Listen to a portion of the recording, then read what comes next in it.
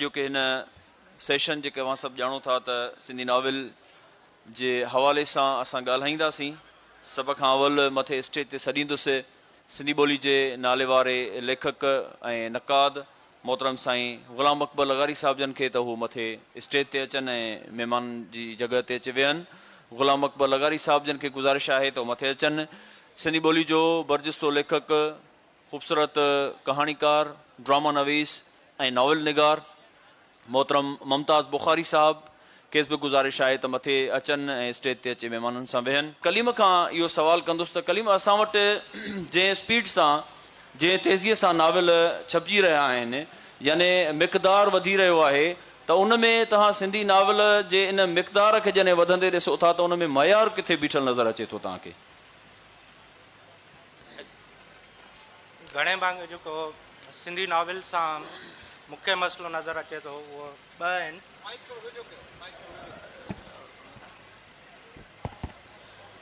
जेके मुख्य मसइला नज़र अचनि था सिंधी नाविल सां उहे ॿ आहिनि। हिकिड़ो त उन में लाउड नेशनलिज़म जेको आहे इहो सिंधी नाविल में हिकिड़ो मसइलो थी वियो आहे त असांखे जेका नेशनलिस्ट ॻाल्हि आहे या उहा आहे उहा एॾी लाउडली करणी आहे जो असांजो पढ़ंदड़ उन ते वाह वाह करे। ॿियो जेको सिंधी नाविल सां ॿियो जेको वॾो मसइलो मूंखे नज़र अचे थो उहो जेको कैंपस जे पस मंज़र में जेका रिपीटेड कहाणी आहे, जंहिंजे हवाले सां अख़्तर कुझु टाइम अॻु में लिखियो हिकिड़ो आर्टिकल फार्मूला नाविल, माना जेका नाविल में क्रिएटिविटी घुरिजे उन जी भेट में असांजा जेके राइटर्स आहिनि उहे उनखे वाढको कमु सम्झी हिकिड़े फार्मूले तहत उनखे 4 टंगूं ऐं उहे ॾेई था छॾनि, पर जेको एक्चुअल नाविल जेका रिप्रेज़ेंटेशन करणु घुरिजे उहो इमोशन्स जी रिप्रेज़ेंटेशन हुजे, उन में तव्हांजी सोसाइटी जी रिफ्लेक्शन बि हुजे। ऐं उन में जेको आहे सो अरुंधति राय आज़ादी किताब में लिखियो आहे त नाविल तव्हांखे लेखक खे कॉम्प्लिकेट थियण जो या कॉम्प्लेक्सिटीज़ में वञण जो तमामु घणो मौक़ो ॾींदो आहे। त उन कॉम्प्लेक्सिटीज़ या उहे नवां तजुर्बा करण खां असांजो जेको राइटर आहे उहो कीबाए थो ऐं हिकिड़ो जेको सेट फार्मूला आहे उन ई तहत उहो कोशिशि थो करे त उन ते ई लिखिजे। पर सभु ईअं बि कोन्हे, नाविल में कुझु सुठा तजुर्बा हींअर जेके ॾिसण में अचनि था। मिसाल तौरु जीअं अख़्तर जो कोविड हिकु त मौज़ू जे हवाले सां तमामु इम्पॉर्टेंट नाविल आहे। ॿियो हुन में अख़्तर जेका टेक्निक यूज़ कई आहे उहा आहे साइकिल स्टोरी जी, जेका अमेरिका ऐं ॿियनि हंधनि ते बि इन जो थियो आहे तजुर्बो। साइकिल स्टोरी मां मुराद इहा आहे त उन में नाविल में अहिड़ियूं कहाणियूं आहिनि घणियूं जिन खे तव्हां अलॻि सां पढ़ो त उहा हिकिड़ी कहाणी आहे, वरी जॾहिं उहा नाविल में मर्ज थी थिए त उहा उन नाविल सां कनेक्ट थी वञे। मिसाल तौरु उनजो जेको चाइना वारो पोर्शन आहे कोविड में, तव्हां उहो खणंदव त उहो जिते एंड थो थिए उहा हिकिड़ी कंप्लीट अलॻि स्टोरी बि थी सघे थी, पर उन जी कनेक्टिविटी वरी नाविल सां बि आहे। त इहे या वरी जेको आहे सो अख़लाक साहब जो जेको नाविल आहे वजूदियत जे उन ते उन में जेके उन्हनि तजुर्बा कया आहिनि या विदिन उन्हनि जे ड्रीम सीक्वेंस में जेके करेक्टर्स अची था वञनि या इहे तमामु सुठा तजुर्बा आहिनि। अहिड़ी रीति जेको आहे सो रसूल मेमन साहब जेको हींअर हिन खां जेको अॻु वारो नाविल हो अखि छिंब, उन में हिकिड़ो तमामु ज़बरदस्त तजुर्बो कयो जेको टाइम में पोयां वियो हलियो करेक्टर। त हिकिड़ा त टाइम में अॻियां हलिया वेंदा आहिनि टाइम मशीन में, पर हीअ जेको हिस्ट्री में पोयां हलियो वियो ऐं उन सां जेका हिस्ट्री जी कनेक्टिविटी आहे हिस्टोरिक इवेंट्स जी, त उहो हिकिड़ो ॾाढो सुठो तजुर्बो हो। बाक़ी हाणे जेके नवां लिखंदड़ आहिनि असांजा नौजवान, उहे जेको आहे सो सम्झनि ईअं था लॻे ईअं थो त उहे कैंपस स्टोरी खे ई नाविल था सम्झनि ऐं को वॾो तजुर्बो करण लाइ तयारु न आहिनि मुंहिंजे ख़्याल। वॾी महिरबानी कलीम तव्हांजी। ऐं हाणे अख़्तर हफ़ीज़ सां मुंहिंजो इतफ़ाक़ सां ही ॿियो दफ़ो आहे जेको नाविल ते असां सेशन में गॾु आहियूं। ऐं मूंखे यादि आहे त ॿियो HLF हुयो, उन में रसूल मेमन साहिबु हुयो अख़्तर हुयो ऐं मां मॉडरेट उहो सेशन कयो। ॾाढी ज़बरदस्त गुफ़्तगू थी, बल्कि खोड़ सारा कंट्राडक्शन्स बि थिया हुया। रसूल मेमण साहिबु ॻाल्हायो जॾहिं पए त उन ते इख़्तिलाफ़ पे कयो।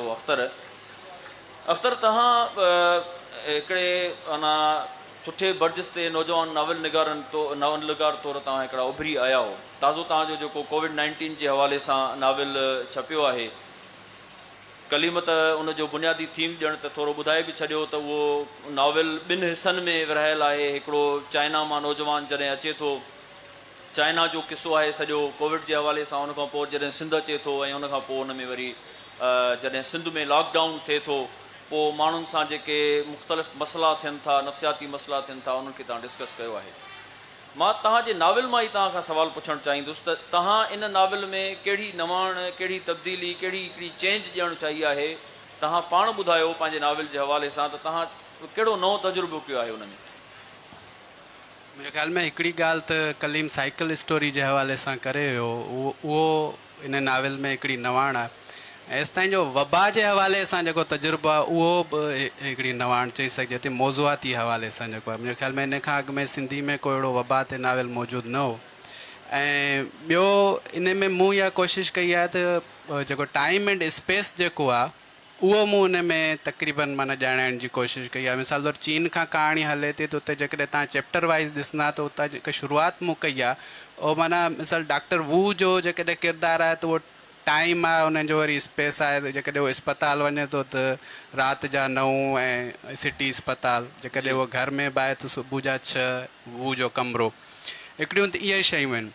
ॿियो वरी इन में जेका मूंखे शइ नज़र आई या जेका मूं ॼाणाइणु चाही आहे उहा इहा आहे त असीं वबाउनि जे हवाले सां मुख़्तलिफ़ शयूं पढ़ंदा रहूं था, या नाविल त ज़ाहिर आहे ही सिंधी में ठाहिणु आयो आहे, पर दुनिया में वबाउनि ते तमामु घणो अदब मौजूदु आहे ऐं उहो असांजी नज़रुनि मां गुज़रंदो रहियो आहे। त हिन नाविल में मूं इहा कोशिशि कई त जेके माण्हू वबा जॾहिं अचे थी त उन्हनि ॾांहुं उन्हनि जो जेको रवैयो जेको आहे उहो कहिड़े नमूने माण्हू महसूसु कराइनि था। मिसाल तौरु हिकिड़नि माण्हुनि चयो त कोरोना कुझु बि न आहे, पर हिकिड़नि माण्हुनि उन्हनि खे सीरियस बि वरितो। मिसाल तौरु अॼु जो सभ खां वॾो सच या दुनिया में जेके बि सच आहिनि उन्हनि मां हिकिड़ो सच इहो आहे त असीं वबा जे ज़माने में जीअं रहिया आहियूं। हिन वक़्तु बि कोविड ख़तमु न आहे थियो, उहो अञा हली रहियो आहे।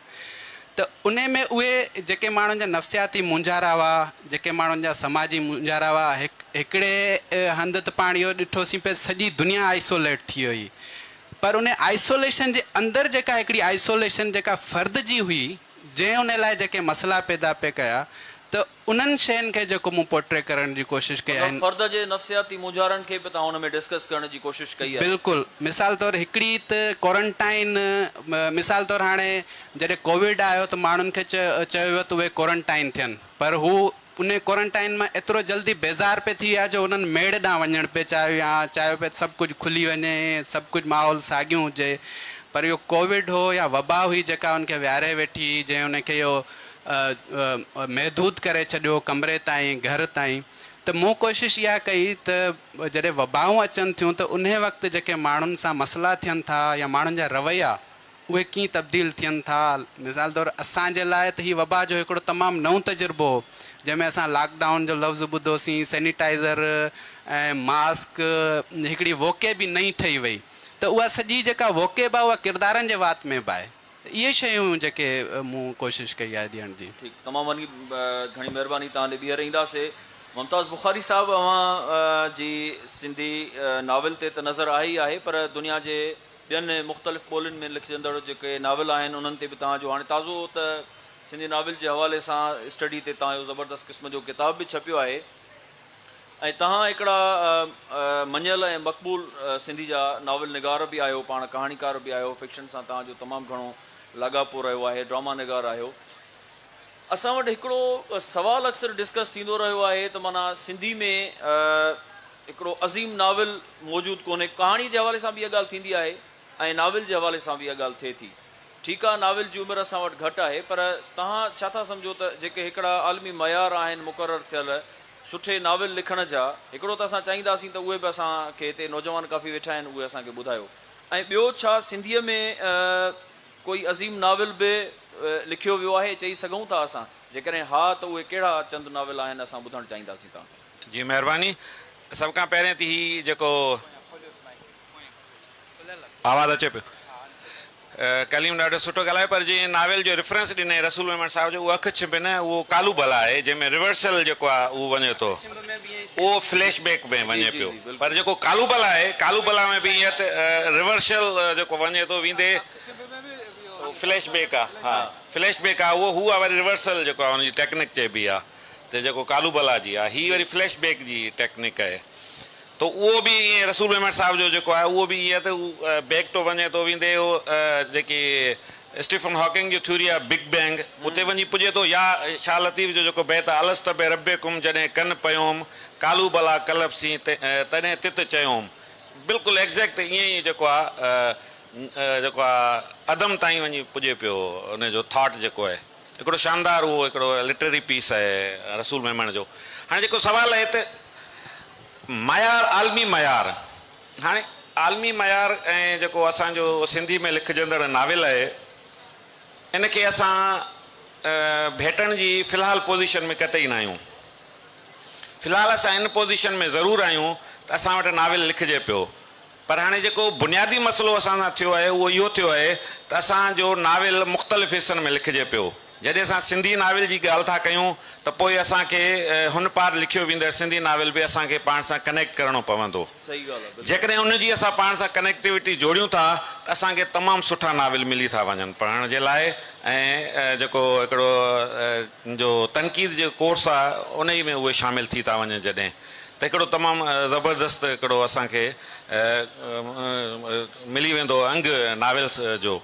हाणे उन में जेकॾहिं असां पहिरियों असां वटि जेको हिसे में विरहाङे खां पोइ में जेको सुठो नाविल लिखियो वियो उहो हिंदुस्तान जे पासे ॾांहुं लिखियो वियो। उन जा जेके तकड़ में ॿुधाईंदो हलां त जेको 60s 70s ऐं 80s में पहिरें हिसे जेको 60s 70s ताईं आयो तेसि ताईं उते नॉस्टैल्जिया हुई।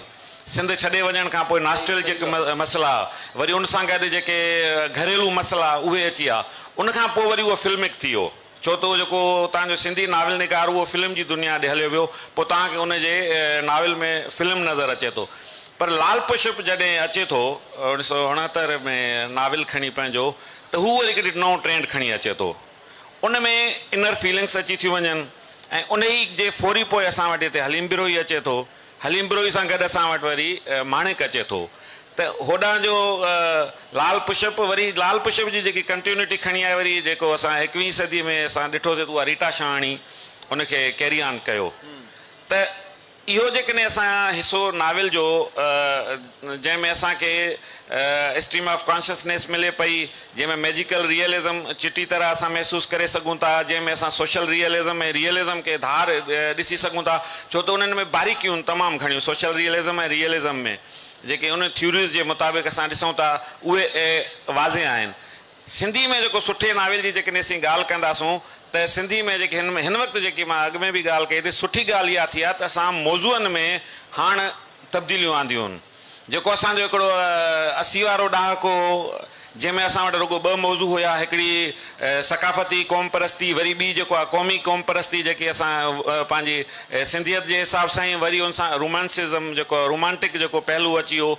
त हीअ असांजा 2 मौज़ू हुया ऐं उन विच में ई असां वटि थोरो टच हिन जो अची वियो हलीम बिरोही ऐं माणिक जो। ऐं हिकिड़ी ॿी ख़ातून नाविल निगार हुई, उनजो नालो मूंखां मिस थिए थो, पर उनजो नाविल ॾाढो सुठो हो। उनजो हुयो त ख़िज़ां जा मोती जे नाले सां नाविल हो। उन हिकिड़ो नओं उन में ट्रेंड ॾिनो हो, नालो मूंखां हाणे मिस थिए पियो, आख़िर में भट्टी कास्ट जी हुई, पर उन हिकिड़ो उहो उनजो गुम थी वियो नाविल। उहो हिकिड़ो ॾाढो सुठो नाविल आहे जेको हिकिड़ो चेंज ओवर जेको आहे उन आंदो हो 80s जे अर्ली में, उहो असां वटि अची वियो। पोइ हाणे जॾहिं असां 20वीं सदी खां क्रॉस थी 21 में अचूं पिया, या 20वीं सदी जे पिछाड़ी हिसनि में जॾहिं अमर जलील सेटायर ते नाविल ॾिए पियो, असां वटि नेठि गुंगे ॻाल्हायो त असां सेटायर ते अची वियासीं हिकिड़े उन में। पर हाणे जॾहिं असीं अचूं था त हाणे मूं ॾिठी सभिनी जेके बि तक़रीबन 150 जे 200 जे लॻभॻि हिन रुगो 20 सालनि जे अंदरि जेके नाविल आया आहिनि, त उनमें मौज़ू मूं ॾिठा त असांजा तक़रीबन 41 मौज़ूअनि ते असांजो नाविल अचे पियो। 41 मौज़ू आहिनि उनमें। उन्हनि मौज़ूअनि में असांजी पॉलिटिकल बि मौज़ू आहे, उन में असांजो एंथ्रोपोलॉजी बि आहे, सोशल बि आहे, साइंस बि आहे, या जेको हिननि ॿिन्ही हाणे नाविल लिखिया आहिनि या हिननि खां अॻु में हिकिड़ो नंढिड़ो नाविल त मां उनखे न चवंदुसि, बहरहाल हुन ते नावलेट लिखियलु आहे एल्सा जे नाले सां, इन कोविड जे उन जो बि उन में ज़िक्र आहे।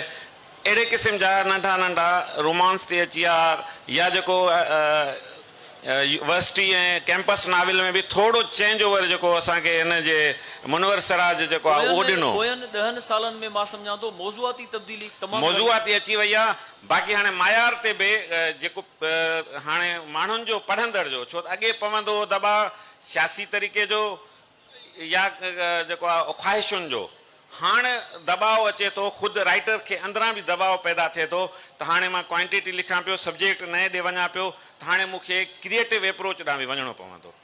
वॾी महिरबानी ममता साहब।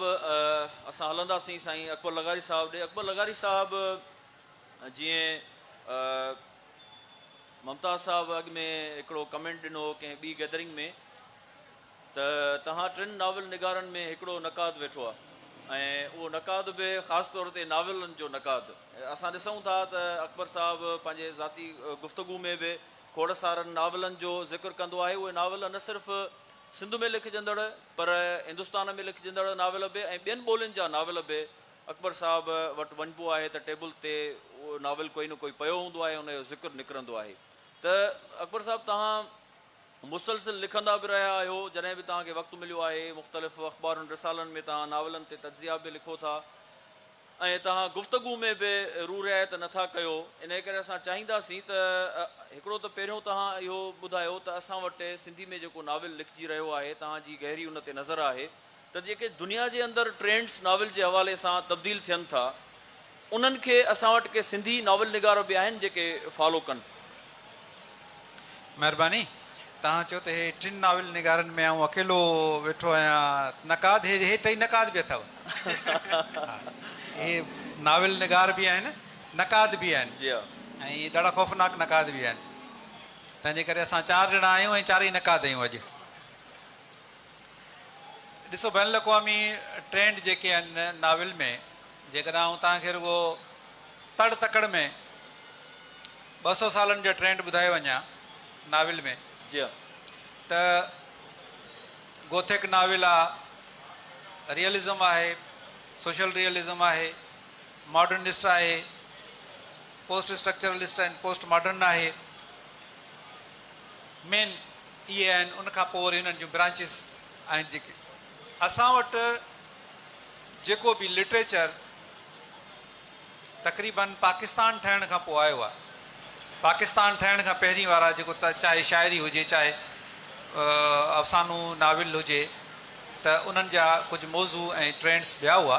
लेकिन पाकिस्तान ठहिण खां पोइ जेको वॾो मेन ऐं अहम ट्रेंड रहियो आहे बैन अक़वामी, उहो उनजो असरु असांजो रहियो आहे तरक़ी पसंदी जो। जी हा, तरक़ी पसंदी माना अदब में जेकॾहिं ॾिसे त उहो आहे समाजी हक़ीक़त निगारी, सही सोशल रियलिज़म। सही। सोशल रियलिज़म जो हिकिड़ो वॾो चंक जेको आहे असांजो पाकिस्तान ठहिण खां वठी इवन 1990 ताईं इन जो तमामु घणो असरु रहियो आहे। सही। सोशल रियलिज़म जो सही। 1990 खां पोइ 1900 2000 ताईं त नाविल त तमामु घटि लिखियो वियो आहे, थोरो घटि लिखियो वियो आहे। पोइट्री बि जो बि जीअं शेख अयाज़ साहब जो दौरु हो 90 ताईं हिकिड़ो, 90 खां पोइ तब्दील थियो आहे, ॿियो थियो आहे।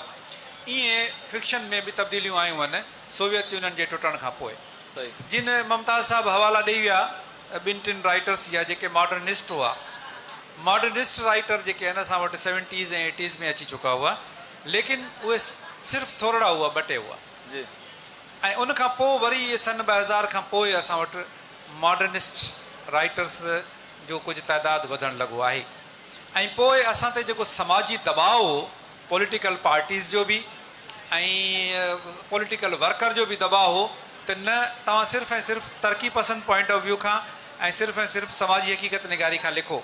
ऐं जेकॾहिं उनखां ॿाहिरि केरु लिखंदो हो त उन ते हिकु त मञता कोन मिलंदी हुनखे, ऐं ॿियो हुन ते तनक़ीद थींदी हुई, शदीद तनक़ीद थींदी हुई। इवन रसूल बख्श पलीजो साहब या ॿियनि हुननि ते शदीद तनक़ीद कई, जिन माण्हुनि समाजी हक़ीक़त निगारी खां लिखी निकिरी ॿिए हंधि लिखण जी कोशिशि कई। पर इहो दबाव सन 2000 ताईं ख़तमु थी वियो। हाणे बि समाजी हक़ीक़त निगारी ते लिखिजे पई, लेकिन हाणे कहाणी में शाइरी में जेके सवली सिंधी में, हालांकि इहे टर्म्स ऐं नथो मञा को अदब बराए अदब या अदब बराए ज़िंदगी या अदब बराए सियासत, इहे हिकु टाइट कंपार्टमेंट कोन्हनि। शाह लतीफ़ वटि बि ॿई टई शयूं आहिनि इहे। त ईअं जेको आहे जंहिंखे आम तौर ते रद्द कयो वियो त अदब बराए अदब आहे, हालांकि ईअं कोन्हे, पर इहो सन 2000 खां पोइ इन जे लिखण में बि घणो इज़ाफ़ो आयो आहे। हाणे जेकॾहिं असां अख़्तर हफ़ीज़ जे नाविल खे पकड़े वेही रहूं त बाबा हिन नाविल खे असां इन करे रिजेक्ट कयूं जो हिन में समाजी हक़ीक़त निगारी कोन्हे, त हाणे नाविल्स जा ट्रेंड तब्दील थी चुका आहिनि दुनिया में। नाविल अलाए कहिड़ियुनि कहिड़ियुनि शयुनि ते, जीअं अख़्तर हफ़ीज़ जे नाविल तां मूंखे वरी मूं जेको वबा जो तमामु वॾो नाविल जेको सारामागो जो, जंहिं मां तमामु घणो मुतासिर आहियां, ब्लाइंडनेस आहे, मूंखे वरी उहो यादि थो अचे त कीअं जेको आहे उन वबा जो असरु वरितो ऐं कीअं हुन वबा ते एॾो शोरा आफ़ाक़ नाविल लिखी छॾियो, ऐं उनजो कोविड जे ज़माने में असां वटि उहो ट्रेंड अची वियो। त उन हालात हाज़िरा खां सिंधी अदब जो हिकिड़ो, सिंधी राइटर जो हिकिड़ो वॾो अलमियो इहो रहियो आहे त हू मौजूदा ट्रेंड जेको दुनिया जो हलंदड़ हूंदो आहे उनखे छॾे हू 40 साल पहिरें वारे ट्रेंड ते हलंदो आहे। पर हाणे ईअं शायदि नाहे। हाणे ईअं नाहे। हाणे मीडिया जे करे, कंप्यूटर जे करे, पढ़ण जे करे, पढ़नि बि था राइटर। हाणे त अंग्रेजी पढ़ण वारा घणा थी विया आहिनि, अॻे अंग्रेजी घटि माण्हुनि खे ईंदी हुई, असांजे अदीबनि खे अंग्रेजी घटि ईंदी हुई त पोइ हू उर्दू मां पढ़ंदा हुआ, उर्दू वारनि वटि को ट्रेंड ईंदो पोइ असां वटि ईंदो। असां वटि हिकिड़ो ई ट्रेंड हलियो पिए 1950 खां वठी, उनखां पोइ जिन राइटरनि लिखणु शुरू कयो उहो ट्रेंड बि यूरोप में 40 साल पहिरीं ख़तमु थी चुको हो। हींअर जेको असां वटि मॉडर्निस्ट लिटरेचर ई कोन थो लिखियो वञे, तमामु घटि लिखियो पियो वञे, उते पोस्ट मॉडर्निज़म, पोस्ट स्ट्रक्चरलिज़म ऐं पोस्ट मॉडर्निज़म जा नज़रिया अची चुका आहिनि ऐं उन्हनि ते नाविल लिखिया वञनि पिया दुनिया में। पर हाणे जो राइटर सुञाण आहे, उहो पढ़े थो, कुझु सभु न, कुझु जेके पढ़नि था उन मां मुस्तफ़ीज़ थियनि पिया, उहे लिखनि पिया। हिननि ॿिन्ही नौजवाननि जा जेके नाविल आया आहिनि इहे बिल्कुलु मुख़्तलिफ़ आहिनि, इहे सभिनी ट्रेंड्स खां मुख़्तलिफ़ आहिनि। पर हीअ सिर्फ़ु 2-4 ॼणा माण्हू आहिनि जिन जा 2-4-5 माण्हू हूंदा जेके थोरो मुख़्तलिफ़ लिखनि पिया, बाक़ी घणा त जेको आहे उहो पारूथो भत पिया खाइनि खीर विझी। इहो हथु अची वई आहे उन्हनि खे तारिक छा नालो आहे, इहा ॻाल्हि मौज़ूआती हवाले सां था कयो या टेक्निक जे हवाले सां या मजमूई तौर ते? ऐं सभिनी हवालनि सां कयां थो, हिकिड़ो हिकिड़ो करे तव्हां घणा पर नालो मूंखे यादि करायो। छा तारिक पूरो नालो? तारिक आलम अबड़ो जो जेको नाविल आहे उनखे जीअं उठ या मेंह खाई वरी ओगर वराईंदी आहे न, उनखे साॻियो चबाड़े चबाड़े वरी पेश पिया कनि। ऐं सभु जेके इहे वर्सिटी नाविल लिखनि पिया उहो हिकु त उन तां तमामु घणो मुतासिर आहिनि। नंबर 2, सभु लिखण वारा मर्द, नाविल लिखण वारा सभु मर्द, छोकिरा यूनिवर्सिटी जा, ऐं इन्हनि छोकिरनि जी नज़र में छोकिरियूं सभु बेवफ़ा आहिनि। जेके बि नाविल ॾिसो इन्हनि जा सभिनी जा 8 नाविल त कैंपस मुंहिंजी नज़र मां गुज़री चुका आहिनि। हिकु ॿ वरी ममता साहब ॿुधाईंदो त कहिड़ा आहिनि बाक़ी रहियल? 8 खां मथे आहिनि। 8 खां मथे आहिनि। 8 त मूं पढ़िया आहिनि, पर हाणे हिमत बि हुजे न एतिरी मूं में, एतिरी हिमत हुजे न जो आउं पढ़ी सघां। 8 पढ़िया आहिनि, 8 में छोकिरियूं बेवफ़ा। तारीख़ इहो ट्रेंड विझी वियो त 2 छोकिरियूं आहिनि हुन ड्रामे में, 2 बेवफ़ा। त हाणे छोकिरा चवनि था असां बि छो हाणे आउं चवां थो यूनिवर्सिटी जूं प्रोफेसर छोकिरियूं वेठियूं आहिनि, इन्हनि खे चवां थो तव्हां नाविल लिखो, सभिनी मर्दनि खे बेवफ़ा करार ॾियो, ऐं तव्हां इहो बि लिखो त 5-7 छोकिरा हर क्लास में अहिड़ा हूंदा आहिनि जेके रुगो नूस छोकिरियुनि जे पोयां कंदा आहिनि, तव्हां उन्हनि ते बि लिखो। छोकिरा रुगो नाविल लिखनि था, छोकिरा रुगो इहो नाविल लिखनि था त छोकिरियूं बेवफ़ा। अड़े बाबा यूनिवर्सिटी में तूं पढ़णु आयो आहीं, तूं आहीं बदीन जो, छोकिरी आहे कंबर जी, तो इहो पुछियो ई कोन हुन छोकिरी खां त तुंहिंजो ॻोठ में मंगणू त कोन्हे थियल, या छोकिरी इहो हुन खां पुछियो कोन त तुंहिंजो ॻोठ में नालो त कोन्हे थियल। 4थे साल आख़िरी जॾहिं अलविदाई मौसम थींदी आहे, डॉक्टर मुबारक लिखंदो आहे हुन ते मज़मून अलविदाई मौसम में ख़बर थी पए त छोकिरी जो मंगणू थियल आहे ऐं छोकिरो जेको बदे में वेठो आहे थियो, उनखां पोइ रोई मोकिलाइनि था, नाविल ख़तमु। सभिनी में इहो ट्रेंड। यार 4 साल जेको कयो था कचहरियूं, कम अज़ कम इन्हनि ते मौज़ूअनि ते त ॻाल्हायो। इहो उल्थो आहे, इहा रिपीटेशन आहे साॻे जी। नयूं शयूं पढ़ो, दुनिया में छा लिखे वियो, तव्हां इशिगुरो खे पढ़ो। तव्हां हाणे यार नाला विसरंदा था वञनि, मूंखे यादि कराईंदा वञो। इहो कहिड़ो आहे? मुराकामी। इहे हींअर आहिनि, उहे लिखनि पिया एलिफ शफ़क़ खे पढ़ो, क़ुरान पामोक खे पढ़ो, इन्हनि जा अफ़साना बि आहिनि, इन्हनि जा नाविल बि आहिनि। कम अज़ कम भला उल्थो बि करिणो आहे त को फस्ट हैंड त कयो, को सुठी शइ जो त कयो, नकुल बि कयो त कंहिं सुठी शइ था कयो।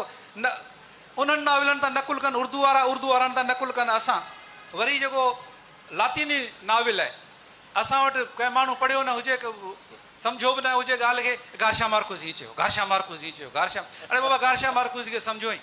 गार्शिया मार्कुस लिखियो स्पेनिश में आयो, अंग्रेज़ी में आयो, उर्दू मां तर्जुमो थियल, उहो तो पढ़ियो आहे, तो ख़बर ई कोन्हे गार्शिया मार्कुस जो स्टाइल छा आहे। कम अज़ कम भला तूं अंग्रेज़ी में त पढ़। सो हाणे जेके तव्हां चयो न ट्रेंड जे हवाले सां, मौज़ू बि साॻियो, ट्रेंड बि साॻियो, लफ़्ज़ियात बि साॻी, लफ़्ज़ बि साॻिया, छोकिरियूं बेवफ़ा बि साॻियूं, नाला बि साॻिया। केतिरनि ड्रामनि जा, केतिरनि नाविलनि में किरदारनि जा नाला बि मिलनि था हिक ॿिए सां। हाणे वरी ॿियो सुवालु पुछो। वॾी महिरबानी साईं अकबर लगारी साहब, असां वटि त इवन हाणे ताज़ो जॾहिं सोशल मीडिया ते तव्हां दोस्तनि ॾिठो हूंदो त नाविल लफ़्ज़ ते बि डिस्कस थिए थो त नाविल लफ़्ज़ किथां आयो आहे, अंग्रेज़ीअ जो आहे या इतालवीअ जो आहे या कहिड़ी ॿोलीअ जो आहे। त ज़ाहिर आहे असां वटि हिकिड़ी बुनियादी शयूं बि डिस्कस थियनि थियूं। असां ॿियो जेको टर्न सवालनि जो शुरू कंदासीं, उन खां अॻु में असांजे नौजवान कालम निगार दोस्त कलीम बुट जो जेको ताज़ो छपजी आयल मार्केट में नाविल आहे यूथोपिया, उनजी असां महूरत कंदासीं। उन खां पोइ असां इन नाविल जे हवाले सां ई कलीम खां सवाल कंदासीं। ही जेको ताज़ो छपजी मार्केट में आयो आहे नाविल कलीम जो यूथोपिया, इहो लिस्ट में लिखियो अथऊं यूथिया लिखियो अथऊं, बिल्कुलु। असल में इनमें यूथिया ई आहिनि। अलाए किरदारनि खे सम्झो त न, अलाए नाविल निगार खे।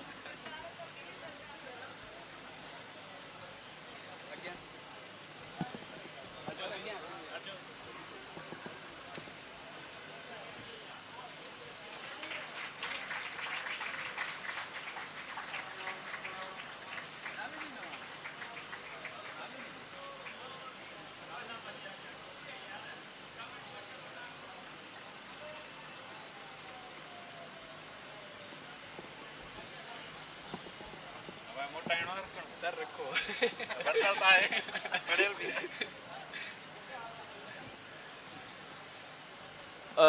कलीम ही नाविल जेको वाकई मूंखे हिकिड़े दोस्त हाणे जॾहिं मां हेॾां आयुसि पए त हुन चयो त यूथिया नाविल कहिड़ो आहे। मूं चयो इहो यूथिया साॻियो ई आहे जेको यूथोपिया आहे असल में। कलीम तव्हां ॾाढो बाबा हेॾां पाणी त ॾियो, छो त हाणे मां जेको सवालु कंदुमि उन में पाणी जी ज़रूरत पवंदी। कलीम तव्हां ही नाविल जेको लिखियो आहे, इन नाविल जो जेकॾहिं मुख़्तसिर लफ़्ज़नि में बुनियादी थीम ॿुधाइजे त तव्हां हिकिड़ी ख़याली तसवराती रियासत ॾेखारी आहे, जंहिंमें रियासत जा जेके कारिंदा आहिनि उहे पंहिंजा मक़सद हासिलु करण लाइ माण्हुनि खे इस्तेमालु कनि था या उन्हनि खे प्रेशराइज़ कनि था। हिकिड़ो त इहा माना हिकिड़ी नवाण आहे, ऐं उन में मां इन सां गॾोगॾु ॿियो हिकिड़ा ॿ तव्हां जा किरदार आहिनि जेके अजीब किरदार आहिनि, जेबी ऐं मास्मो। इहे हिकिड़ा अहिड़ा किरदार आहिनि जेके या मर्द आहिनि या औरत आहिनि या ॿई न आहिनि या ॿिन्ही जो विच आहिनि। सो इहे हिकिड़ो त किरदार तव्हां कीअं ख़्यालु तव्हांखे तसवर में आयो, ऐं ॿियो हीउ जेको नाविल जो थीम आहे इन ते तव्हां थोरो दोस्तनि खे ॿुधाईंदो। बुनियादी तौर ते जेको नाविल जो थीम आहे उहो डिस्टोपियन नाविल आहे। बुनियादी तौर ते डिस्टोपियन नाविल जो तजुर्बो तमामु घणो थींदो रहियो आहे। मिसाल तौरु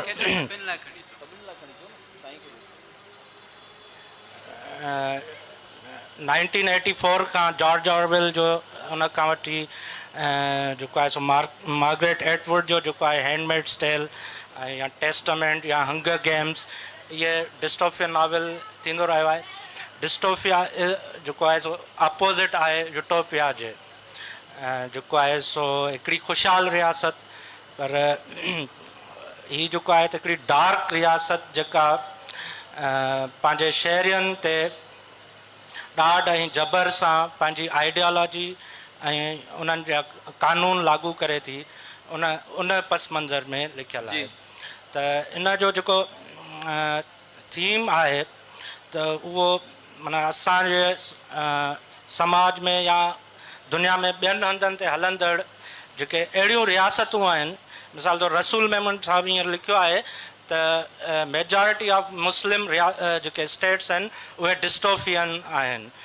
पंहिंजो जेको हींअर नोसेबो जेको किताबु आयो आहे हिन में चैप्टर आहे डिस्टोफिया ते, ऐं उन में उन्हनि नॉवेल्स जो बि ज़िक्र कयो आहे, ऐं उन में इहो बि ॿुधायो आहे त जेके मेजॉरिटी मुस्लिम स्टेट्स आहिनि उहे डिस्टोफियन आहिनि, ऐं उहे कीअं पंहिंजो स्टेट यूज़ थी करे पंहिंजो पावर आइडियालॉजी, पोइ उहा पॉलिटिकल आइडियालॉजी हुजे, रिलीजियस आइडियालॉजी हुजे, या का अहिड़ी का बि जेका आहे, या जेके कानून साज़ी कनि था उहे जेको आहे सो अहिड़ी था कनि जेके एंटी पीपल आहिनि। वो तो तव्हांजो नाविल जो नालो यूथिया सही लिखियो हुयो जी अच्छा, उहो जेको आहे सो एक्चुअली मुंहिंजो हो त वाकई में हिनखे चूतिया चइजे, पर जेको आहे सो उहो वरी सफ़ा ऑकवर्ड पिए थी वियो, इन करे थोरी उन में क्रिएटिविटी अची वई। ऐं जेको आहे सो मीन्स के चवण जो मक़सदु इहो त 21वीं सदी में जॾहिं दुनिया लिबर्टी ऐं इन शयुनि जी ॻाल्हि थी करे, आज़ादी जी ॻाल्हि थी करे, उते कुझु रियासतूं अहिड़ियूं बि आहिनि जेके पंहिंजे राइटर्स खे इन लाइ मारे थी छॾनि जो उहे उन्हनि जे ख़िलाफ़ु, उन्हनि जी आइडियालॉजी जे ख़िलाफ़ु, उन्हनि जे पॉलिटिकल स्ट्रक्चर जे ख़िलाफ़ु पिया था ॻाल्हाइनि। त हिन में मेन एक्चुअल थीम इहो आहे, पर इन में कुझु पढ़ंदड़नि जेके जिन मूंखे ॾिनो आहे त वरी मूंसां उहो ड्रॉबैक जेको थियो आहे त हिनखे हिस्टोरिक पर्सपेक्टिव में ॾिसनि था। उन में कुझु करेक्टर्स खे वरी हिस्टोरिक करेक्टर्स जेके एक्चुअल हुआ हिनखे फिक्शन सम्झण बदिरां उनखे उन सां रिलेट था कनि। जेको आहे सो जीअं मिसाल तौरु छठी सानी जो किरदारु आहे या जैबी जो किरदारु आहे, त उन्हनि खे वरी असांजी जेका पॉलिटिकल लीडरशिप आहे या रही चुकी आहे उन सां कनेक्ट करण जी कोशिशि था कनि, जॾहिं त इहो सॼो आहे फिक्शन। उन में हिकिड़ो त इहो आहे त हिन मां हिस्ट्री न ॻोल्हियो, हीअ नॉविल आहे, फिक्शन आहे, हिकिड़ो इहो। अच्छा, ॿियो जेका तव्हां किरदारनि जी ॻाल्हि कई त जेबी जो जेको किरदारु आहे उहो मूं उनजो अधु पासो मेल पासो आहे, अधु पासो जेको आहे सो फीमेल पासो आहे। इन में ॿ शयूं टे मुंहिंजे साम्हूं हुयूं। हिकिड़ो त हीअ मिथोलॉजिकल करेक्टर आहे, इंडियन मिथोलॉजी में अहिड़ो मिले थो त हिकिड़ो देवता हो जंहिंजो अधु स्ट्रक्चर जेको आहे सो मेल जो ऐं अधु फीमेल जो, उहो मिथ हिन नॉविल जे पहिरें चैप्टर में मूं ॾिनी आहे। त उहो जॾहिं तख़लीक़ जो जेको देवता आहे, जॾहिं उनजो दोस्त उन सां उते टसल में अचे थो त हू उनखे अधु हिसो कटे ऐं उहो समुंड में उछलाए छॾे थो। ऐं उन में जेका ॿी आहे जेबी देवी जेका उन देवता सां गॾु हूंदी आहे, उहा पोइ उनखे इहो मिले थो त जेको आहे सो इन मॉन्स्टर खे मारण लाइ जेको आहे सो तव्हांखे उहो अधु हिसो ॻोल्हणो पवंदो, उन अधु हिसे खे पाण सां यूनाइट करिणो पवंदो। त हिकिड़ो कॉन्सेप्ट उतां आयो करेक्टर जो उन मिथ मां। ॿियो जेको मुंहिंजो हिन जी जेका डेवलपमेंट आहे करेक्टर जी, उहो पंहिंजे नाने जो जेको ॿियो करेक्टर आहे छठी सानी जो, उन जे बिल्कुलु अपोज़िट में आहे। जेको हू जेको आहे सो पॉलिटिकली जेको आहे सो माण्हुनि खे ग़ुलाम करणु थो चाहे ऐं जेको आहे सो पंहिंजी आइडियालॉजी इम्पोज़ करणु थो चाहे, ऐं उन लाइ हू मुख़्तलिफ़ टेक्निक्स इस्तेमालु थो करे ऐं टूल्स बि मुख़्तलिफ़ इस्तेमालु थो करे, जंहिंमें उन में वॾे में वॾो जेको टूल आहे उहो रिलीजियस टूल आहे जंहिंखे उहो यूज़ करे। वॾी महिरबानी कलीम, अञा हिकु ॿ शयूं आहिनि, असां वटि टाइम थोरो आहे, ॿियनि खे बि ॻाल्हाइणो आहे। वाइंड अप कयो भले। ठीकु आहे, ओके, वॾी महिरबानी तव्हांजी। यकीनन तव्हांजो नाविल तव्हां एतिरो घणो ॿुधाए वेंदो त माण्हू बि पढ़ंदा न, इन जे करे असां छॾियूं था, बाक़ी त माण्हू उन नाविल खे पढ़ी ऐं पोइ राय जो इज़हार कनि। यकीनन ही तव्हांजो नाविल जेको आहे उहो हिकिड़ो तमामु सुठो तासुर छॾींदड़ आहे। जी जी। हिकिड़ो ॿियो जेको आहे इन में आइडेंटिटी क्राइसिस जेको बाइनरी अपोज़िट्स में जेको मूं उन मां जेको आहे सो कढण जी कोशिशि कई आहे त माना असां जेको बाइनरी अपोज़िट्स में अची विचड़ी था पऊं त मेल या फीमेल, पर असां सां गॾु ॿिया बि अहिड़ा आहिनि जिन सां आइडेंटिटी क्राइसिस आहिनि। ही करेक्टर उन आइडेंटिटी क्राइसिस ॾांहुं बि निशानी करे थो त भई असां वटि अहिड़ा बि आहिनि जेके क्वेयर्स आहिनि, उन्हनि खे आइडेंटिटी पंहिंजी ख़बर ई कोन्हे का, उन्हनि सां इहो वॾे में वॾो मसइलो आहे ऐं उन आइडेंटिटी क्राइसिस जे करे हू सोसाइटी में कहिड़ियुनि मुश्किलनि खे फेस था कनि इन करेक्टर में या नॉविल में इहो बि ॾियण जी ॾाढी कोशिशि महिरबानी कई आहे। अख़्तर तव्हां खां मां इहो पुछणु चाहींदुसि त छो त तव्हां जीअं अकबर साहिबु ॻाल्हि कयो बिल्कुलु मां एग्री थो कयां त तव्हां माना नाविल ते सुठी नज़र रखंदड़ बि आहियो, नाविल जा नक़ाद बि आहियो, पाण नाविल निगार बि आहियो ऐं तव्हां माना फिक्शन सां तव्हांजो हिकिड़ो गहरो सुबंधो आहे त हिन वक़्तु ख़ासि तौर ते जॾहिं असां छो त इहो ज़िक्र अक्सर थींदो आहे सीनियर ऐं जूनियर जो नाविल निगारनि में बि ज़ाहिर आहे इहो तस्करो अचे थो। हिकिड़ो त मां ज़रूरु चाहींदुसि छो त हिते असां वटि काफ़ी सारा यूनिवर्सिटी जा नौजवान शागिर्द बि वेठा आहिनि त तव्हां उन्हनि खे सजेस्ट कयो त कहिड़ा नाविल हो पढ़नि जेके असांजा सीनियर नाविल निगार आहिनि, तव्हां कहिड़नि नाविल निगारनि खे सजेस्ट कंदव त असांजा नौजवान पढ़नि। ऐं ॿियो तव्हांजे नाविल जे अंदरि जेके हिकिड़ा किरदार आहिनि, हिकिड़ो सजाद जो किरदारु आहे जेको असांजो मेन किरदारु आहे जेको उतां अचे थो, इहो तव्हां माना बाज़ाब्ता तौर ते हिनखे स्टडी कयो आहे या इहो तव्हांजो तख़युल जो हिकिड़ो किरदारु आहे इन जे हवाले सां ॿुधायो छो त इहो हिकिड़ो मुनफ़रिद किरदारु आहे तव्हांजे नाविल जे अंदरि। मुंहिंजे ख़्याल में आउं पहिरीं तव्हांजे ॿिए सवाल जो जी। जवाबु ॾियमि पोइ पहिरें जो जेको सजाद जो किरदारु आहे असल में मुंहिंजे नाविल में को हीरो कोन्हे। जी थ्रू आउट तव्हां नाविल पढ़ंदो त उन में को बि हीरो न आहे, न ई हीरोइन आहे। उनमें जेकॾहिं अहम शइ आहे त वबा ऐं कोरोना आहे सही ॻाल्हि आहे, उहो ऐं रिवायती उहो न आहे। उन जे चौधारी सॼी कहाणी घुमे थी। हाणे सजाद जे किरदार जी कनेक्टिविटी मूंखे ॾेखारणी हुई जीअं ज़ाहिर आहे ॿिनि हिसनि में चाइना खां अचे हा थो। चाइना खां अचे थो, हू हुते डॉक्टरेट पियो कंदो आहे जी त हू जॾहिं हिते अचे थो त हिते जॾहिं हू माहौल ॾिसे थो त उनजे लाइ हिकिड़ो ॿियो माहौल हूंदो आहे ऐं उते जॾहिं अञा वबा शुरू थियण वारी हूंदी आहे त इतफ़ाक़ सां हू उतां निकिरी चुको हूंदो आहे। पर इन सजाद जे किरदार खां वधीक जेके इन नाविल में ॿिया किरदार जेके आहिनि उहे लिखण महिल या उहे मूंखे वधीक वणिया जॾहिं मूं तकलीफ़ कया उहे आहिनि राहिला ऐं असद जो जेके ज़ाल मुड़ुस आहिनि उहो शादी थींदी आहे उन्हनि जी त अञा टी राति हूंदी आहे त उन्हनि जी घरवारी राहिला खे कोरोना थी वेंदो आहे ऐं उन वक़्तु पोइ ज़ाहिर आहे हू आइसोलेट थी वेंदी आहे छोकिरी, वार्ड में थी वेंदी आहे ऐं हुनखे वरी क्वारंटाइन थियणो पवंदो आहे पंहिंजे घर में। त उन वक़्तु इन्हनि ॿिन्ही किरदारनि जे विच में जेको कॉन्फ्लिक्ट आहे या जेको तज़ाद जेको नाविल जे लाइ तमामु घणो अहम हूंदो आहे उहो विदिन कैरेक्टर्स आहे। माना ॿिन्ही हिकिड़ी गैर यकीनी सूरत हाल में हूंदा आहिनि। ॿिन्ही खे ख़बर कोन हूंदी आहे त राहिला खे असद जी ख़बर न हूंदी आहे, असद खे राहिला जी ख़बर न हूंदी आहे त हू कहिड़ी कैफ़ियत में आहे, बीमारियुनि जो स्टेटस उनजो छा आहे ऐं बसि ॿिन्ही खे एतिरी ख़बर हूंदी आहे त ॿिन्ही जे विच में हिकिड़ी विथी आहे, ॿी अकेलाई आहे। त इहो जेके ॿ किरदार हुआ जेके उहे मूंखे तख़लीक़ करण में तमामु घणी महिनत करणी पई। जेको हुननि लाइ बिना नओं हिकिड़ो पहिरियों हा हिकिड़ो वबा जो जेको ज़मानो हो ॿिन्ही जे लाइ नओं हो। ऐं जेसिताईं तव्हांजे ॿिए सवाल जो तालुक़ु आहे त आउं कंहिंखे सीनियर या जूनियर कोन सम्झंदो आहियां, आउं उन जी लिखणी खे सम्झंदो आहियां त उहा केतिरी मेच्योर आहे। जेके दोस्त जेके नवां लिखंदड़ आहिनि, जेके नाविल लिखणु चाहिनि था, कहाणी लिखणु चाहिनि था, उन्हनि खे पहिरीं त दुनिया जे सुठे अदब खे पढ़ण जी ज़रूरत आहे। उहो कहिड़ी ॿोली में बि हुजे, उहो इंग्लिश में पढ़ी सघनि था त इंग्लिश में पढ़नि, उर्दू में पढ़ी सघनि था उर्दू, जेका ॿोली उन्हनि खे सुठी लॻे थी, या सिंधी में बि खोड़ सारियूं शयूं पियूं आहिनि नाविल जी सूरत में, कहाणी जी सूरत में। असां कहाणी तमामु सुठी पई आहे।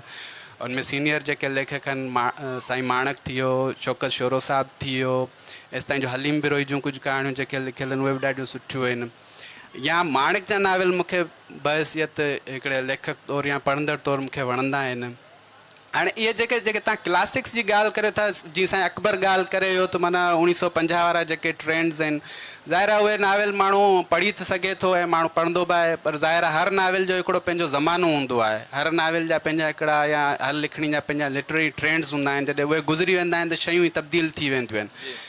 पर नवनि लिखंदड़नि खे आउं बि इहा ई सलाह ॾींदुसि, जेकॾहिं उहे कैंपस ते बि नाविल लिखनि था त उन में बि कुझु थोरो नवाण ॾियनि। मिसाल तौरु कोइट्ज़े जो नाविल आहे, उहो कैंपस नाविल आहे, पर उनमें अपार्थाइड जो जेको सो मामिलो आहे।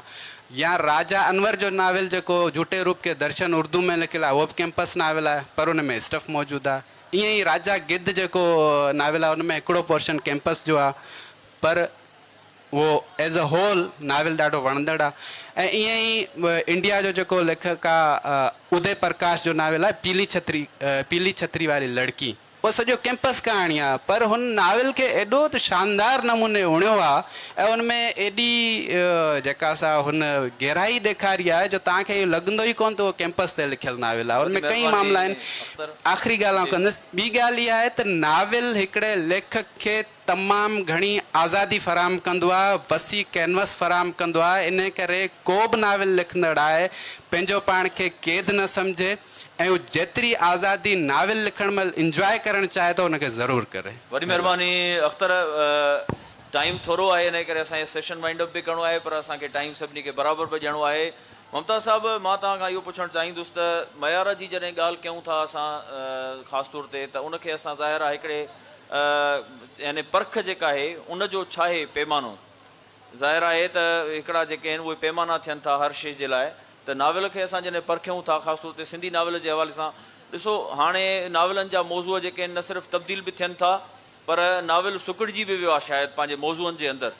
अॻे नाविल सॼी ज़िंदगीअ जी कहाणी बि हुयो, हाणे कॾहिं कॾहिं जेको आहे नाविल जे अंदरि कहाणीअ वारो जेको आहे हिकिड़ो सिलसिलो बि अची थो वञे, पर आहे उहो फॉर्मेट में पंहिंजे में नाविल। त इन सॼे पस मंज़र में तव्हां इन हवाले सां बि असांखे ॿुधाईंदव त छा मतिलबु असांजा के हिकिड़ा आलमी मयारत आहिनि, भला असां छा के पंहिंजा लोकल बि के मयार जेके आहिनि उहे ठाहिणु खपनि छा, या उन्हनि जी ज़रूरत बि आहे छा? जी, मां मक़ामी मयार जी काफ़ी ॻाल्हि कंदो रहियो आहियां। छो त मक़ामियत बुनियादी तौर ते लीड कंदी आहे, वठी वेंदी आहे। पहिरियों ॾिसजे त मयार छा आहे, सभ खां पहिरियों सम्झणो हूंदो आहे मयार छा आहे। मयारी शइ जी असां परख कीअं कंदा आहियूं। असां आम ज़िंदगीअ में जेकॾहिं असीं ॾिसंदा आहियूं त असांखे मयारी शइ जी परख करण लाइ जॾहिं कंहिं दुकान ते वेंदा आहियूं ॿ राय वठंदा आहियूं। हिकु दुकानदार खे चवंदा आहियूं तूं ॿुधाई, ॿियो वरी असां पाण चेक कंदा आहियूं। उनमें कहिड़ियूं शयूं चेक थींदियूं आहिनि? उनमें चेक थींदियूं आहिनि त हिनजी सस्टेनेबिलिटी केतिरी हूंदी, कहिड़े स्टफ मां ठहियलु आहे, ऐं हीअ जॾहिं मां वठंदुसि त इन मां मुंहिंजो जेको मक़सदु आहे उहो पूरो थींदो या न। टे जेके आहिनि मुख्य शयूं हूंदियूं आहिनि मयार जूं। ईअं ई अदब में टे मुख्य शयूं हूंदियूं आहिनि मयार जूं, ऐं जेको आहे नसरी अफ़सानी अदब में तिहां ई वधीक हूंदियूं आहिनि। नंबर हिकु तख़लीक़ियत। तख़लीक़ियत असां सम्झी न सघंदा आहियूं। तख़लीक़ बुनियादी तौर ते ॿिनि शयुनि जो नालो आहे, हिकु तसवुर, ॿियो तख़युल। तसवुर जेको आहे ऐं तख़युल जॾहिं हूंदो तव्हां वटि त तव्हां पंहिंजे नाविल में या कहाणी में, पाण नाविल जी ॻाल्हि था कयूं त तॾहिं तव्हां नाविल में तख़युल ऐं तसवुर जे रचाव सां उनमें जेकी कहाणी जी तव्हां निटिंग कई आहे, जेके तव्हां उनमें जेके किरदार आंदा आहिनि, जंहिंखे E.M. फास्टर चवंदो त हिनखे किरदार न चओ, हिनखे माण्हू चओ, पीपुल चवंदो। उहो एस्पेक्ट ऑफ नाविलुनि जो जेको किताब आहे बुनियादी तक़रीरुनि जा, उहो चवंदो माण्हू आहिनि, इहे किरदार न आहिनि। किरदार आहे ड्रामे में, नाविल में आहे माण्हू। उहो जेको माण्हू आहे त उन तख़लीक़ी बुनियाद ते तख़युल ऐं तसवुर जे बुनियाद ते जॾहिं उन में दाख़िल थिए थो त उहा तव्हांखे हिकिड़ी अहिड़ी दुनिया तख़लीक़ करे ॾिए थो जेकी तव्हांखे पढ़ंदे पाण बि उन दुनिया में तव्हां लही था वञो, या उहा दुनिया तव्हां में तव्हांजो हिसो थी वञे। त हिकिड़ो मयार जो इहो मापो आहे। ॿियो वरी अचे थो उनजे क्राफ्ट जो। उन जो जॾहिं का बि शइ हूंदी आहे त उनजी ज़रूरु शबीह ठहंदी आहे। उहा शबीह जॾहिं ईंदी आहे शइ त उहा असांखे ठाहिणी पवंदी आहे। हिकु त पाण खणी ईंदी आहे शिकिल, उनखां पोइ उनजा ॿिया हूंदा आहिनि ज़रूरी शयूं, उहे असांखे लाज़मी तौर ते करणु घुरिजनि। मां मुख़्तसर लफ़्ज़नि में उहे टे चारि शयूं ॿुधाईंदुसि। हिकु त असां वटि जेके नाविल जा जेके मुख्य एलिमेंट्स असांखे ॿुधाया वेंदा आहिनि, ज़रूरी न आहिनि हर नाविल में सभु एलिमेंट हुजनि, पर जेके जेके तव्हां उनमें शामिलु कयो उन मौज़ू आधार ते उहे पूरा हुजनि। जीअं मिसाल हाणे हीअ कलीम जो ई नाविल आहे, मौज़ू ज़बरदस्त नओं आहे, यूटोपियन। हाणे उन मौज़ू ते ताज़ो जेको आहे कलारा एंड सन एशिगुरो जो नाविल आयो आहे, जेको आहे तक़रीबन इहो साइंस, उहो साइंस में आहे, हीअ पॉलिटिकल हुन में अचे थो। बट हुन जेको आर्टिफिशियल फ्रेंडशिप आहे, माना नओं उन मौज़ू ॾिनो आहे। मां पढ़ंदे पढ़ंदे हुनखे त माना आख़िर ताईं तव्हां न छॾींदो। आर्टिफिशियल फ्रेंडशिप ऐं आम ज़िंदगीअ जो माण्हू, उन जे रचाव सां नाविल वधे थो। त हिकिड़ो कार्टून जेके आहिनि उनमें रोबोट आहिनि जेके, उहे कीअं ज़िंदगीअ जे अहसास में अची था वञनि। इहो पावर ऑफ इमेजिनेशन, तख़युल ऐं तसवुर जे बुनियाद ते जॾहिं हुन इहो नाविल तख़लीक़ कयो आहे त असांखे शानदार थो लॻे। ईअं मिसाल हाणे नूर असांजो दोस्त आहे, पॉलिटिकल नाविल थो लिखे, सब्जेक्ट ज़बरदस्त आहे, उनमें स्टोरी सुठी थो रहे, नाविल पढ़ो गुम थी थो वञे। इहे जेके ॿ चारि शयूं, या वरी असांजी ॿोली जो जेको इस्तेमालु, मिसाल हलंदे मां हुते वयुसि पए, मां चवां थो, हिकदमि जेको आहे उहो जेको असलूब सां पंहिंजो धके था विझूं त स्टाइल में बि असांखे जेको आहे उहे तब्दीलियूं जेके आहिनि दुरुस्तगियूं आणणु घुरिजनि ऐं ज़ाहिर हाणे नेक्स्ट सेशन थियणो आहे त हीउ हिकिड़ो वॾो मौज़ू आहे जंहिं ते पाण ॻाल्हाए सघूं था महिरबानी मुमताज़ साहब EM फास्टर जी तव्हां ॻाल्हि कई त हिकिड़ा जेके हुन मयार मुक़ररु कया नाविल लिखण जे हवाले सां त साॻी ॻाल्हि मां तव्हां ॾे बि वधाईंदुसि अकबर साहब ऐं अकबर साहब खां मां इहो पुछणु चाहींदुसि त छो त नाविल जे हवाले सां तव्हांजो इहो राय बि रही आहे त हिकिड़ा नाविल जेके आहिनि उहे नाविल जे नाले में नाविल आहिनि पर उहो असल में उन में नाविलपणो कोन्हे को यानी के नाविल अहिड़ा आहिनि जेके तमामु सुठियूं रिपोर्टूं या थीसिस त आहिनि पर उहे नाविल कोन्हनि के तव्हां इन ॻाल्हि जो बि इज़हार कयो आहे त मां चाहींदुसि त ख़ासि तौर ते सिंधी नाविल जे हवाले सां EM फास्टर जा ॿुधायल जेके भला बुनियादी जेके आहिनि माण मापा उन्हनि ते केतिरे क़दुरु पूरो अचे थो असांजो सिंधी नाविल। महिरबानी। कुझु असांजा नाविल अहिड़ा आहिनि जेके EM फास्टर वारा जेके मयार मुक़ररु कयल आहिनि या जेके रिक्वायरमेंट हुन ॿुधायूं आहिनि उन जे हिसाब सां फॉर्मूला जे हिसाब सां बिल्कुलु ठीकु आहिनि। भई EM फास्टर जिन शयुनि जो ज़िक्र करे थो जिन शयुनि ते ज़ोर ॾिए थो उहे सभु शयूं मौजूदु आहिनि पर नाविल में चस कोन्हे मज़ो कोन्हे। इन करे जो जेका मुमताज़ साहब ॻाल्हि कई उहा तख़लीक़ियत कोन्हे उहो तख़युल कोन्हे हिकिड़ो फार्मूला टाइप आहे हिकिड़ी उहा शइ। ॿिए पासे वरी जेको तव्हांजो पहिरियों सुवाल त नाविल पढ़े खां अलावा ॿियूं शयूं असां सिंधी माण्हू आहियूं ॻाल्हियुनि जा गहीर असां कचहरी जा कोॾिया आहियूं न। असां वण जे हेठां खटु हुजे हुको हुजे पोइ सुबुह खां वठी हिकिड़ी किसो शुरू कबो मूमल राणे जो ख़तमु कबो ससुई पुनूं ते मूमल राणो हुयो किसो ख़तमु उहो एंड किथे थियो उन असांखे ख़बर ई कोन्हे। असां नाविल लिखणु वेहूं था उन में सीनियर जूनियर जी तफ़रीक़ कोन्हे किन जूनियर्स ॾाढा सुठा नाविल लिखिया आहिनि ऐं किन सीनियर ॾाढो ॿोड़ हारियो आहे ऐं हारीनि पिया अञा ताईं बि इन करे इहो तफ़रीक़ कोन्हे सीनियर जूनियर जी। चढ़ूं जहाज़ में था लहूं साइकिल ते था। हा त उन में असां नाविल लिखण जे लाइ वेहूं था पर असांजो अंदरि जो जेको किसा गो न पर दास्तान गो आहे न उहो विच में अची थो वञे चए थो छॾ नाविल खे पहिरीं हीअ ॻाल्हि लिखीसि कचहरी में ॻाल्हि मां ॻाल्हि निकिरंदी आहे पोइ ॿी ॻाल्हि पोइ टी ॻाल्हि। असां नाविल लिखण जे लाइ वेहूं था तारीख़ लिखी था छॾियूं। असां नाविल लिखण जे लाइ वेहूं था असां सेमिनार करे था छॾियूं। असां नाविल लिखण जे लाइ वेहूं था असां हिकिड़ी सियासी सूरत हाल सियासी तहरीक उन में पैदा करे था छॾियूं। इहा ख़बर असांखे हुजणु खपे त असां लिखूं छा था जेको जेनर आहे उन जेनर जी जो जेको रूह आहे असां उन रूह जे मुताबिक़ त असीं कमु कयूं।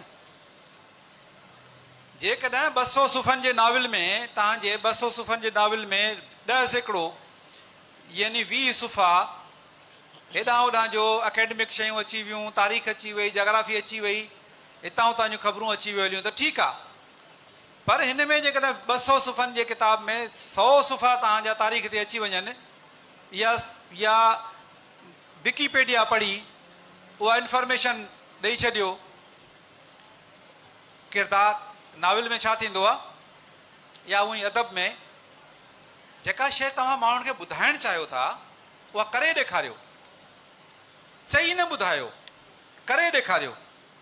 असांजा दोस्त करे नथा ॾेखारिनि असांजा दोस्त कंदा हीअं असां 4 ॼणा वेठा आहियूं न नाविल में अहिड़ी सिचुएशन थी थिए 4 ॼणा चांहि जे कोप ते मिलिया पोइ हुन ही ॻाल्हि कई पोइ हुन ही ॻाल्हि कई पोइ हुन ही ॻाल्हि कई जवाब में वरी हुन कई तव्हां ॾिसो बिल्कुलु हिन सिचुएशन जो फॉर्मेट तव्हांखे इलाही नावलनि में मिलंदो। इहा वरी ख़ल्क़ वेठी आहे हिकिड़ो माण्हू हितां ॻाल्हाए पियो सेमिनार थिए पियो अरे बाबा सेमिनार कचहरियूं इन क़िस्म जूं शयूं नाविल जो हिसो न आहिनि। उहे वरी हुन त इहे ॿिन्ही शयुनि जो प्रॉब्लम आहे। असां वटि सिंधी में के अहिड़ा नाविल आहिनि जिन जे पढ़ण खां पोइ माण्हूअ जी का ट्रांसफॉर्मेशन बि थी सघे। यार इहो तमामु ॾुखियो नाविल आहे इहो को ॿियो को ॿुधाए त इहो साईं तव्हां जेकॾहिं ख़ासि तौर ते छो त तव्हां सिंधी उर्दू अंग्रेज़ी जा नाविल पढ़ंदा रहिया आहियो असां ज़रूरु चाहींदासीं त तव्हां असांखे ॿुधायो त सिंधीअ में बि के अहिड़ा असांजा नाविल आहिनि जेके असांजा नौजवान पढ़नि ऐं उन्हनि खे लॻे त हा उन्हनि में नाविल पढ़णो आहे।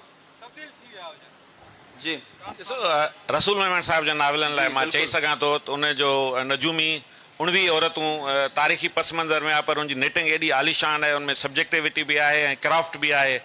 उनजो नाविल आहे, उहो हिकिड़ो ज़बरदस्त आहे। ॿियो हिकिड़ो मूं हाणे पढ़ियो, मूंखे आतम मेघवाण नाविल लिखियो आहे।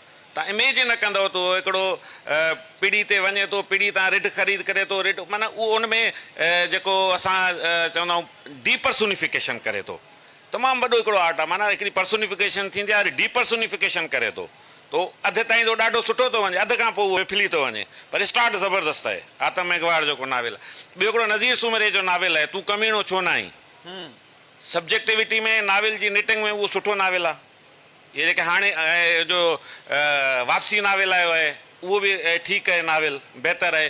अॻु वारनि में असांजा कुझु वरी जेके सब्जेक्ट वाइज़ में एंथ्रोपोलॉजी में हाणे इब्राहिम खैल जा नाविल खजिन जे देश जा माण्हू, उन में बि थोरो इहो जेकॾहिं सेमिनार वारी ॻाल्हि जीअं चए थो, उहो पोर्शन ईअं न हुजनि, उहो बि ज़बरदस्त पढ़ण जहिड़ो नाविल आहे। त असां पोइते वेंदासूं त असांखे कुझु माणिक त माना टोटल पढ़ण जहिड़ो आहे। त इहे कुझु नाला आहिनि, कुझु ॿिया बि आहिनि, ज़ाहिर हाणे टाइम घटि आहे। वॾी महिरबानी मुमताज़ साहिबु। असां इहो ई पिया चाहियोसीं त ज़ाहिर आहे जॾहिं असां कंहिं बि वॾे मौज़ू ते ॻाल्हायूं था त उनजे लाइ जीअं पहिरियों वारे सेशन में ई अकबर साहिबु इहा ॻाल्हि कई त असां वटि मौज़ू वॾा आहिनि, टॉपिक वॾा आहिनि, पर उन्हनि ते ॻाल्हाइण जे लाइ वक़्तु थोरो आहे। मां जॾहिं हेठि ॾिसां थो त खोड़ सारा फिक्शन जा असांजा नाले वारा दोस्त वेठा आहिनि, वरी मां नालो जॾहिं खणंदुसि त खोड़ सारनि दोस्तनि जा नाला रहिजी वेंदा। त यकीनन असां जी दिलि चाहे पई त उहे सवाल बि कनि ऐं सवाल बि असां वठूं, पर सेशन जो टाइम जेको आहे 15-20 मिंट थिया आहिनि, ख़तमु थी वियो आहे। ऐं असां इन उमेद ते, इन उमेद वारे इन चङे नोट ते असां हिन सेशन खे वाइंड अप कयूं था। जीअं मुमताज़ बुखारी साहिबु ॻाल्हि कई त असां वटि खोड़ सारा, जिते नावल जे नाले में मुख़्तलिफ़ शयूं लिखजनि थियूं, उते खोड़ सारियूं सुठियूं शयूं बि आहिनि असां वटि पढ़ण लाइ। खोड़ सारा सीनियर ऐं जूनियर, जीअं अख़्तर बिल्कुलु सही ॻाल्हि कई त सीनियर ऐं जूनियर जी ॻाल्हि कोन्हे, असल में लिखणीअ जी ॻाल्हि आहे। उन लिखणीअ जे अंदरि केतिरो दम आहे उहो पाण ॿुधाईंदी जॾहिं उहो पढ़ंदड़ उनखे फीडबैक ॾिए थो। त असां वटि, असां सिंधीअ जे नाविल मां मायूस हरगिज़ न आहियूं। असां वटि तमामु सुठा पद ऐं पाए जा नाविल बि लिखिया वञनि था। तव्हां सभिनी जी तमामु घणी महिरबानी।